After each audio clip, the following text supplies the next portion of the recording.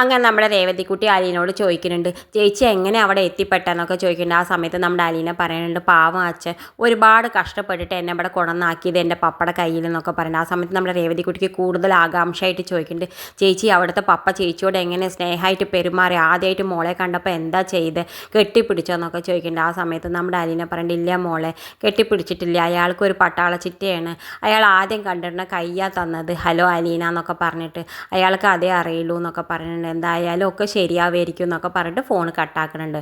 പിന്നെ കാണിക്കേണ്ടത് നമ്മുടെ ബാലചന്ദ്രൻ ഇങ്ങനെ സ്റ്റെപ്പ് ഇറങ്ങി വരുന്നുണ്ട്. ആ സമയത്ത് നമ്മുടെ കൃഷ്ണമോളും ബബിത ഇങ്ങനെ ഫോണൊക്കെ നോക്കി നിൽക്കുന്നുണ്ട്. ആ സമയത്ത് നമ്മുടെ ബാലചന്ദ്രൻ ചോദിക്കുന്നുണ്ട്, എന്താ നിങ്ങൾ ചെയ്യണമെന്ന് ചോദിക്കുന്നുണ്ട്. അലീന ചേച്ചി അയച്ചു തന്ന ഫോട്ടോസൊക്കെ നോക്കുകയാണ് അച്ഛാന്ന് പറയുമ്പോൾ, അലീന ചേച്ചി അയച്ചു തന്നത് നോക്കട്ടെ, ഞാനൊന്ന് നോക്കട്ടെ എന്ന് പറഞ്ഞിട്ട് എല്ലാവരും കൂടി ഇരുന്ന് നോക്കുന്ന സമയത്ത് നമ്മുടെ കൃഷ്ണമോൾ പറയുന്നത്, രാവിലെ തന്നെ പട്ടിക്കുട്ടന്മാരായിട്ട് ഫോട്ടോഷൂട്ട് നടത്തുക അലീന ചേച്ചി എന്നൊക്കെ പറയുന്നത്. ഇതൊക്കെ കാണുമ്പോൾ നമ്മുടെ വൈജയ്ക്കാണെങ്കിൽ ദേഷ്യം വരുന്നുണ്ട്. വൈജ അവിടെ നിന്ന് ഇങ്ങനെ ദേഷ്യപ്പെട്ടിട്ട് ഇങ്ങനെ കലി ഇളകി നിൽക്കുന്നുണ്ട്. എന്തായാലും നമ്മളെ വൈജ നീട്ട് വന്നിട്ട് പറയുന്നുണ്ട് നമ്മുടെ കൃഷ്ണമോളോടും ബബിതോടും പറയുന്നുണ്ട്, നിങ്ങൾക്ക് രണ്ടാൾക്കും ഒതുങ്ങി കഴിയാൻ പറ്റുമെന്ന് വെച്ചാൽ മാനം മര്യാദയായിട്ട് കഴിയാൻ പറ്റുമെങ്കിൽ മാത്രം ഇവിടെ കഴിഞ്ഞാൽ മതി, അല്ലെങ്കിൽ ഇവിടുന്ന് പടിയുടെ പുറത്തിറങ്ങണം, പിന്നെ ഈ വീട്ടിലേക്ക് ഒരിക്കലും കയറി വരാൻ പറ്റില്ല എന്നൊക്കെ പറയുന്നത്. നമ്മുടെ ബാലചന്ദ്രൻ ഇത് കേൾക്കുമ്പോൾ വല്ലാതെ ദേഷ്യം വരുന്നുണ്ട്. വന്നിട്ട് പറയുന്നത്, ഇവർ എന്ത് മാനം മര്യാദ ഇല്ലാതെ ഇപ്പോൾ നിന്നോട് പ്രവർത്തി കാണിച്ചതാണ് നീ പറയണമെന്നൊക്കെ പറയുന്നത് നമ്മുടെ വൈജയോട് ദേഷ്യപ്പെടുന്നുണ്ട്.